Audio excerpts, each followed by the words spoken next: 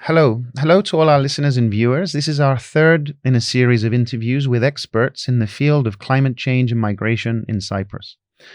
Our aim is to inform as many young people of the interconnections between climate change and migration.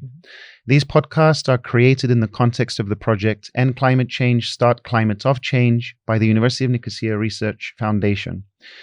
We are very happy and honored to have with us today our invited speaker, Dr. Xenia Loizidou, who is chairperson for the AKTI Project and Research Center, an NGO. Thank you for the invitation. I'm glad to be here with most you. Most welcome. Xenia grew up in Paphos. She is a graduate civil engineer of the National Technical University of Athens and MSc Coastal Engineer of the Imperial College of London, and she holds a PhD on participatory decision support systems for natural resources management from Aristotelou University in Thessaloniki. For 30 years, she has been a researcher, a European and international expert, a volunteer, and an activist in the fields of coastal zone management, marine environment and dynamics, climate change, participatory decision-making for our common natural resources, and sustainable development strategies, policies, and practices. She has worked in over 50 countries. That's correct, yes? Yeah, 50 countries, and continues to work with numerous significant organizations, including the European Commission, the Intergovernmental Panel for Climate Change, and many others. She has also won numerous awards for her work on climate change and has published and presented her research extensively in academic journals and at international conferences around the world. Xenia is also a mother of 2 daughters. Xenia, thanks so much for being here today with us. Thank you, Nicholas. When I listen to this CV, I feel very old, I have to say. Actually, what my first question to you is, first and foremost, I feel obliged to say thank you for all that you do. Really. I mean, when I was going over your bio, and I think it's worth mentioning that you sent us your shorter version of the bio, and we looked up, and I tried to cut some things out, but everything is just so significant and important. So really, thank you. I feel very honored for what you say and for being here. And the area of the environment and sustainability has always been for me. I mean, the last 30 years I'm in this area. In difficult times. In 90s, nobody was talking about this, but we knew that it was coming. The climate crisis was coming. So this is an area that it's only passion you can feel about it. And I hope we will be able as communities and as a island, as Europe, as a planet, to transfer our development mode into a more sustainable. Otherwise, we are doomed. Yeah, this is everyone's hope, I think. And really, I feel like, as you say, most people are sensitive to the issues.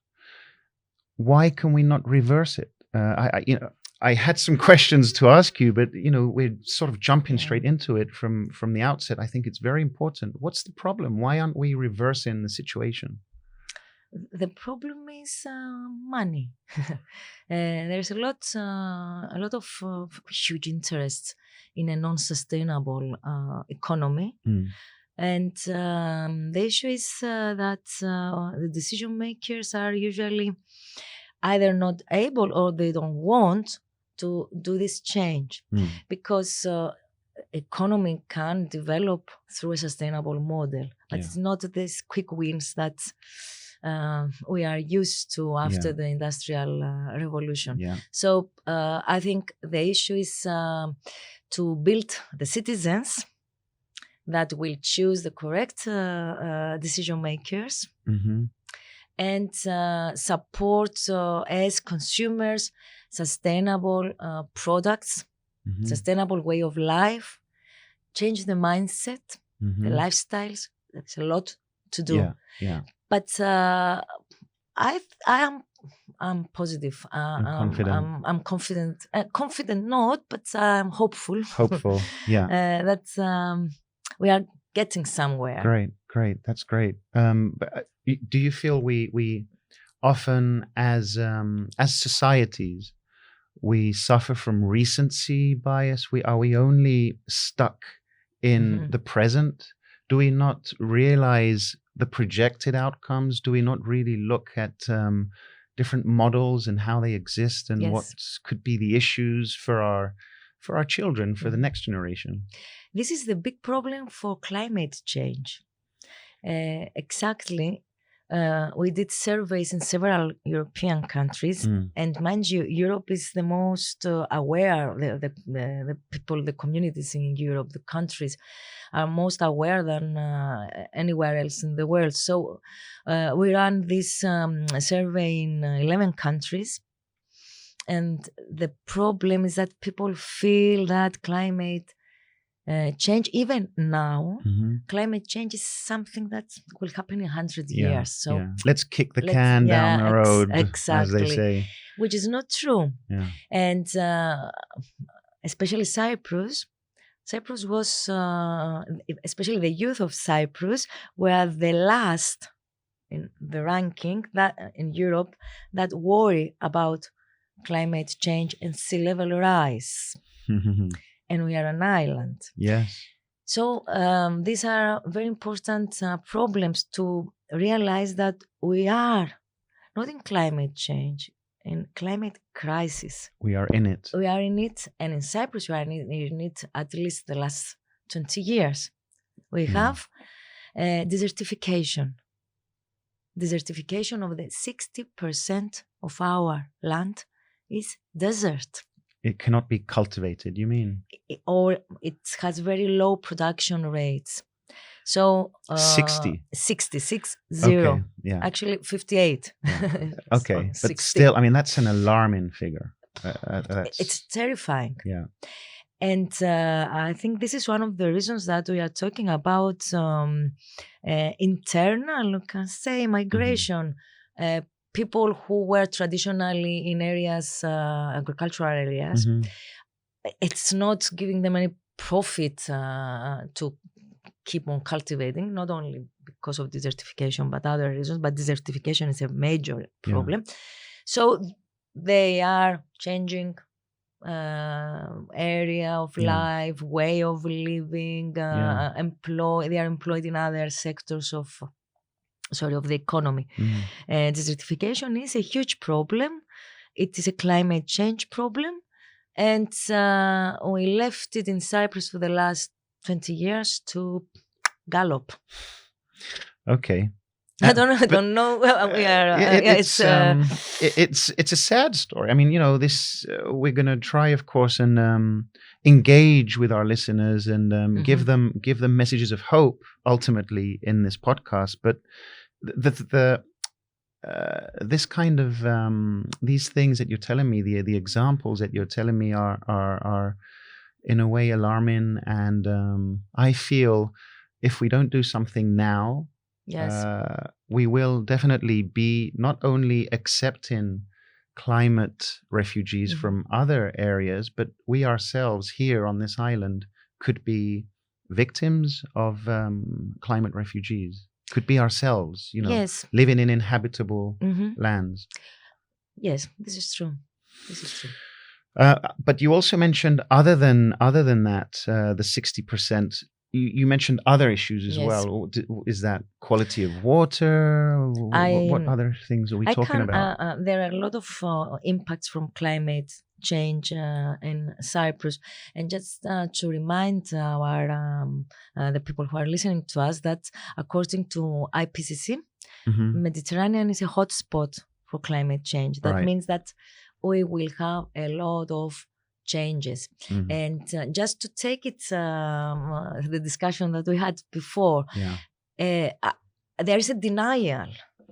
There is no climate change, which I don't understand. The Earth, the climate of the Earth is changing. This is a natural phenomenon. We were talking about this quote I have from Leontios Macheras. Xenia, let's just put everyone in context here. Xenia, before we started, we were talking about different things, and she mentioned something to me which gave me goosebumps. And I think it's worth sharing with everyone here. If you could, Xenia. I will translate it in English. and all the waters of the springs finished. And people were moving from one part to the other, together, taking their animals with them, trying to find water and save themselves. And everything dried up. Springs, fountains, everything. And the adorable Cyprus has been abandoned from her inhabitants, which ran away in any place out of Cyprus each could go to find better conditions. And the island remained deserted for 36 years. Leontios Macheras, 4th century after Christ. Right. So this quote, I like very much this quote, and I think it's a powerful quote. Yeah, it's a powerful. And I think everybody should read Leontios Macheras for different reasons. But anyway, this shows that climate is alive. It's a dynamic system, as we say. Yeah. So it is changing. Yeah. What is the issue now? After Industrial Revolution and the gases, the CO2 and the greenhouse gases, this change that would take 100 years, 200 years. Yeah. It's natural cycle. The natural cycle. Right. Is fast. It's fast. Instead of taking 1,000 years, it is in 50 years. Yeah, yeah. So the system of the planet cannot adapt. And this is the keyword, adaptation. In this code I read from 4th century, what was the problem of Cyprus? The problem were drafts. We still have drafts. But the difference from the 4th century to today is that we dealt with the problem of water. We have the technology to face the problem of water. We have desalination. We have we drilled and we take the water from the aquifers. We use wastewater treatment plants to recharge the aquifers. We have the ways. But did we solve the problem of water? We say that we have water scarcity. We do all of this. At the same time, our development policy, for example, for tourists, is to promote golf courses. In order to maintain green the grass in a golf course for 1 week, it is equal to the water that a small city of 20,000 people would require for irrigation. Irrigation, yes? Yeah, no. Irrigation. Yeah. So it's this is an example that tell us that we are not wise. We have the technology. We can solve problems to control these problems that we always had in Cyprus, like water scarcity, but yet our decisions are not in line with the actual needs of the country. Yeah. And how can we, I know I'm trying not to simplify it, but it seems like such a simple solution to the problem, right? I mean, it's policy issues we're talking about here. Why are we continuing with this again? Is it okay, money, I understand. But at some point, don't we have to prioritize the public interest? Don't we have to prioritize the environment and climate change? What can make that shift happen? Yes. I know, and I apologize for I find myself keep coming back to this question over and over again. Because this is the ultimate question. This is the ultimate question, exactly. Yeah. There are, as you said, we have now, we are in this big family of Europe. Yeah. Europe is a pioneer in green transition. And we have the Green Deal, which is an amazing paper that invites all European countries to sign up and work together for the green transition. the green transformation of the economy. So we have the policies, we have the tools, we have the funds. Okay. So What there's we a don't commitment now, fund, isn't there? There's a what we don't have is the political will to proceed. And it's not only Cyprus. All these are stereotypic issues, are stereotypes, are economies that are there, and it's difficult to move. But ultimately, we should do this. However, in Cyprus, because we are in an island, we have two very important characteristics. First is that our system is very volatile. Mm-hmm. And endangered.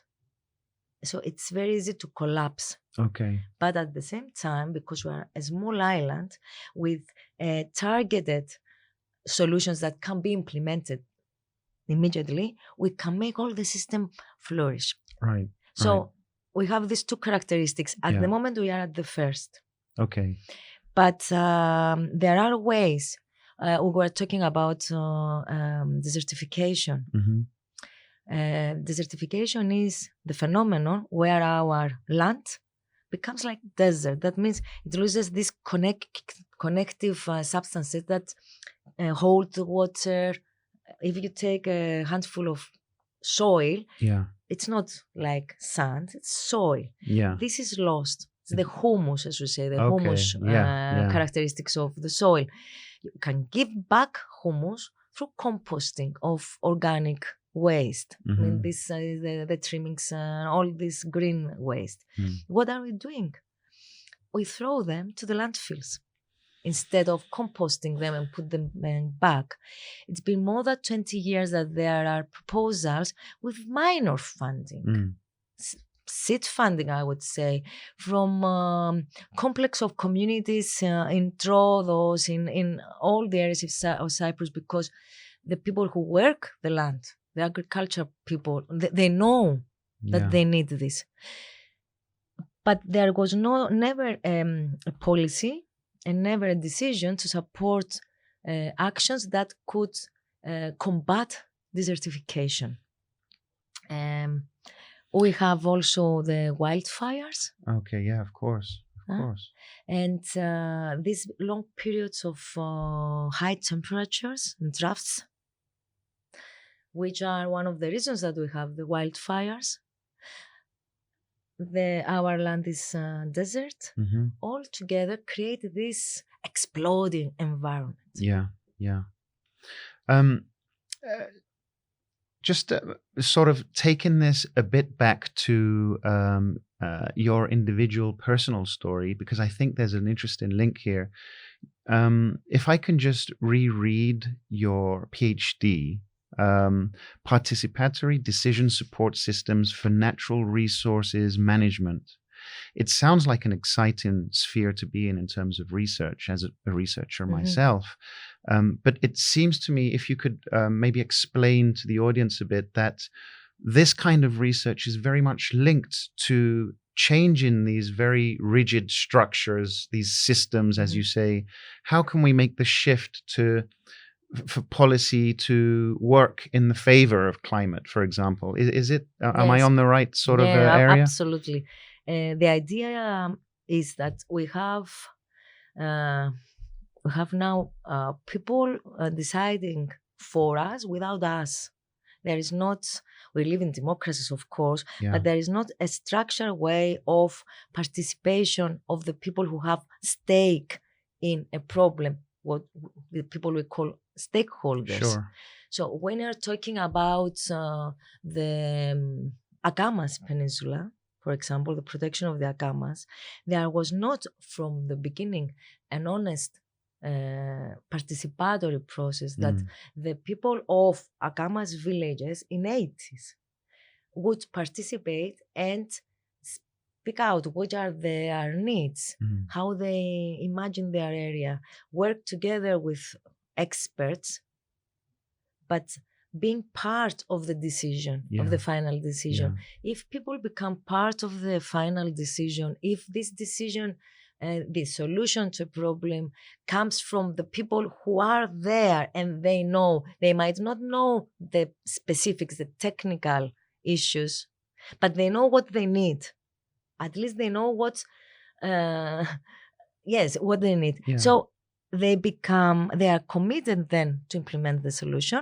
and they have ownership of the solution. They become true stakeholders. Exactly. Yeah. So this is the idea. And I have to tell you that I've been working with the methods we developed. We called it DECIDE, with the CY of Cyprus, in more than 40 cases internationally mainly.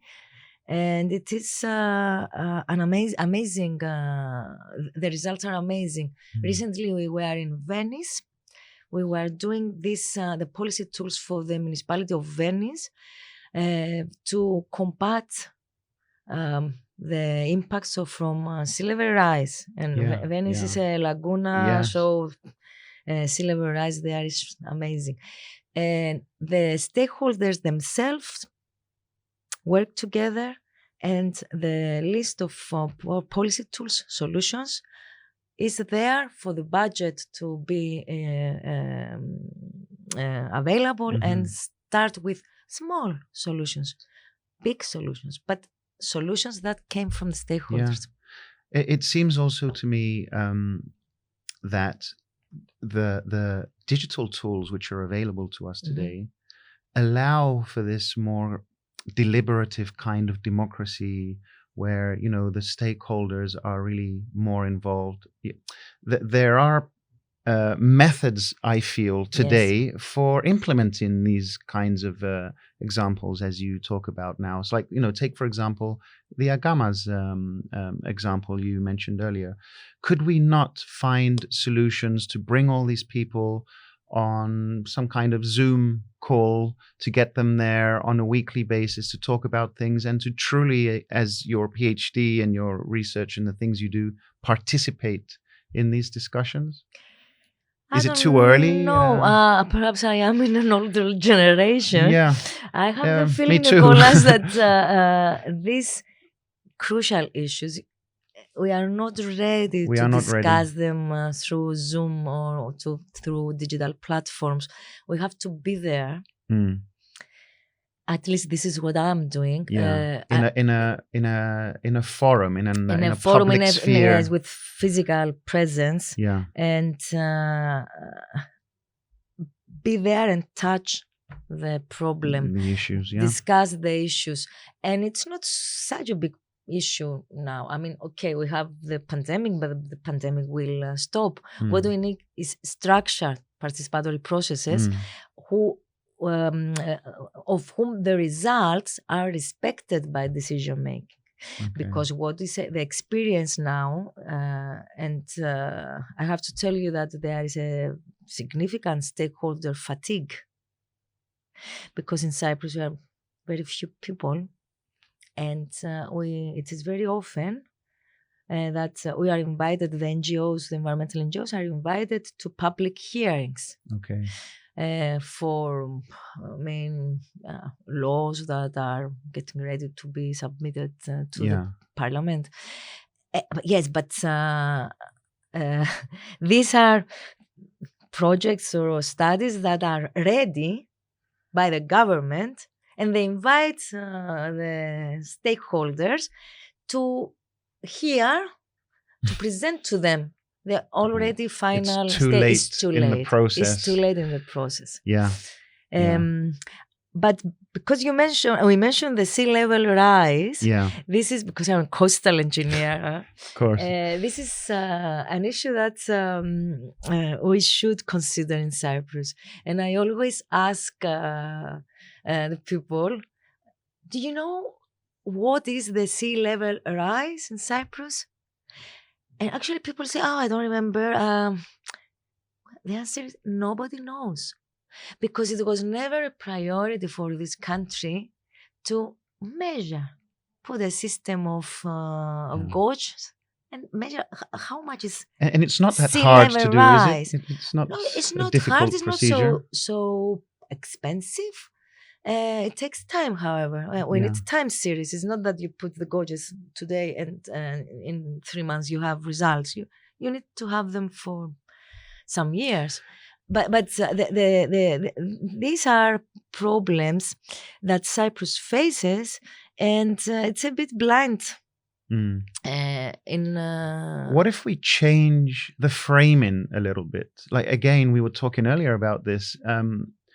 Ladies' Mile is in danger, for example. You know, if you change the narrative slightly, you don't have to talk about, you know, sea levels rising, for example. The focus goes on something more apparent to people. Could that be a solution, maybe? Yes, so, you know, exactly. playing with the narrative Yes. slightly. Exactly. If you are talking about sea level rise, and then they see the scenarios that by 2100 and the rise will be, for Cyprus, it's 2 scenarios, either 3 centimeters or 65 centimeters. Oh, So wow. actually, this means what? We don't know. Yeah, sure. We can talk about some phenomena that people live and they don't know they are connected to sea level rise, such as storm surges. Of course. Coastal areas suffer from storm surges much more than 10 years ago. Mm. So this is something people see, and this is an impact of climate change. In the Mediterranean, the climate change has created a lot of turbulence in the sea. Mediterranean is a lake, actually. We have Gibraltar, which is 6 kilometers open. So actually, Mediterranean is a lake. Yeah, sure. And it's a lake. As a lake, it's very sensitive to all these barometric changes and tectonic, but we're talking mainly about barometric. So the Cyprus receives waves that can be up to 10 meters height in the open sea. Yeah, these are that's mini very high. tsunamis. Yeah, of course. So how do we deal with this? One of the ways to deal with this is to keep a distance from the coastline. Right, protecting with a buffer zone of sorts. Yes, but not with constructing breakwaters. This is ridiculous. I mean, a 10-meter wave, you cannot construct any breakwater to stop this. We construct breakwaters to create sandy beaches, but we cannot deal with climate change phenomena and extreme weather conditions. So instead of implementing this kind of policies, the urban planning is giving, licensing touristic zones on the coast. And then it's this chain of catastrophe, I would say, because hotels and the towers are constructed on the buffer zone that should be buffer zone, the coastal protection zone, and there are a lot of damages and a lot of problems, while we should have climate change as a parameter of development. Mm-hmm. Again, a policy issue. I mean, issues which can be solved by coming into the discussion early with the experts and discussing about these things before they are implemented or before they become a law or regulation. Exactly as you say, on time. Yeah. Time is very crucial here. And we are talking not about solving the problems, but mitigating the problem. So it is important to have a multi-stakeholder participation, even when you're talking about experts. So it's the time, the SDGs, the Sustainable Development Goals of United Nations, the 17, it's not accidental. It's not accidental, as we say, that the last one, SDG 17, talks about partnerships. Of course. You cannot have sustainability without partnerships. Yeah. That's very important. Yeah. How about we also look a little bit more then at issues regarding irregular migration and the connection there with climate change. Some of the figures that I've seen regarding these issues and forced displacement, like we had mentioned earlier, with people having to move because of the lands not being inhabitable. Some of the figures I've seen are alarming. I mean, they are quite, they should be sending shockwaves to us. If we feel now that social and political immigrants moving into Europe are a problem because they're in the several millions, the figures I saw, one particular research study, by 2050, it might be up to 1 billion people. Where will they go? Where will they go? I mean, this is a simple question. To the mountains, I would say. It's a very big problem. Of course, in Cyprus, we don't face this problem as Cypriots. Yeah. But we have internal, is it correct, the term I use? Yeah. Within Cyprus. For example, to remind you, this summer when we had the fires in Arakapas area, yes, the concern of everybody was do something immediately so the people will stay there, because if there is a wildfire and a lot of agricultural land is lost, this is the income of the people. So people move because of this somewhere to find. Yeah, they have to secure their income. Of course. These are very important impacts of this climate crisis we live. And if we start receiving climate refugees, not in 10 years, but in 20 years or 30 years, we might be ourselves climate refugees. Yeah. If we have these temperatures that, for example, in Nicosia now, it has so warm summers that from June to end of September, we need to be in air conditioning. Mm-hmm. So this is not becoming viable. Yeah. But at the same time, we destroy all green in our cities.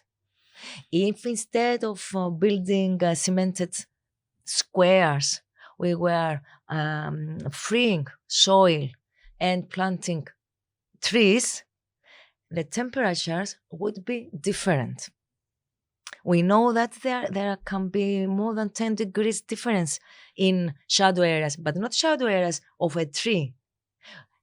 Instead, what we are doing in a country that suffers from heat waves, what we are doing, we are still discussing of dividing natural parks of Nicosia to have highways. And I'm saying this, the parks should be big, substantial, because these parks are the lungs of the city. It's as if you tell me, I can cut a part of your lung, but you will be okay. Yeah, you'll be fine. This is the same concept. So I'm saying all this, I hope it's not very, we are not going from one to the other, but it shows that climate crisis is here, but we don't realize in how many aspects of our life. Yeah, they are all interconnected. I don't feel we are going from one. I feel we're just sort of drawing the lines between these nodes of climate issues, basically. Yes. Because, Nicola, it makes me angry, angry to listen to this. That's what I feel. I feel angry when I hear you talk about these things too. It's a funny feeling. Yes. Yes. I think it's anger can be the feeling, because we see that we destroy the immune system of our island and of our cities, and we destroy it in the name of the traffic. We need to do things for the traffic, minimize the traffic. Yeah. Have public transport, but not as we have. No. Bicycle lanes, but as systems, not suicidal decisions. If you take the bicycle, you suicide. So these are practices that can be implemented tomorrow, but they are not. Yeah. Trying to look at it, because we're coming to a close now, on maybe a more positive note. Yes. The EU feels like communication in general can be a key component of reversing or maybe, as you say, mitigating the problem. What exactly are we talking about when we talk about communication? Are we talking about climate literacy training in schools? Climate science journalism, a combination? How can we? Maybe this is a different way of looking at the issue. How can we implement these things? I think all of these that you already mentioned, plus I strongly believe in the engagement of citizens in these in participatory processes, which are actually processes that incorporate adaptive management, which means that there is a very big part of training and coming back, transfer of knowledge, sharing of knowledge, and become more aware about the issues, the dangers, and the solutions that are available. So that's why I think discussions like this might be helpful to try to put the puzzle together, because it's one bit here, one bit there. And since I am a very optimistic person by nature, and since we are closing, I urge the people, because we are citizens actually, we should act and react and demand that we have a voice, because we have the power. So if we become aware, if we get to know what are the problems and what are the solutions, and that there are solutions, and the parenthesis, a lot of people have as an alibi that climate change is such a big catastrophe. I cannot do anything about this. No, it's not true. This is a ridiculous alibi. So we need to act and press to have sustainable solutions implemented in our cities, in our villages, in our island. And this is how we will bring this change, which we want to call green transition, green transformation. And this is the only way to deal with climate crisis impacts. Okay. With that final note, I think, act and react, as you say, is a great final message to leave our listeners and our viewers with. Have we forgotten anything? Is there something else? Or, should we sort of, leave it there? I want to throw it back at you. Just the last bit, there is the White Bible of EU for climate, and I have a quote here. Since 2009, EU started very early. And what are two suggestions? Build powerful knowledge-based society. Yes. One of the major ways to deal with the impacts of climate crisis. Build a knowledge-based society. And include the impacts of climate change in policies and strategies that refer to agriculture, forest, energy, water, and tourism. This has been a podcast interview with Dr. Xenia Loizidou, chairperson for the nonprofit AKTI Project and Research Center. Xenia, thank you so much for your time here today. Thank you very much. Thank you. The aim of the project, End Climate Change, Start Climate Off Change, is to raise awareness of young EU citizens in the critical understanding of migration caused by climate change, as it is considered one of the biggest challenges in the world. Through the implementation of the project, the Research Foundation of the University of Nicosia aims to inform the young citizens of Cyprus about the relationship between the economic system in which we live, our way of life, and the human impact on climate change in the world south. The project is funded by the European Commission under the program Development, Education and Awareness Raising, DEAR, of the European Union. For more information, you can, of course, go to climateofchange.info/Cyprus. My name is Nicoli, and thank you so much for your time.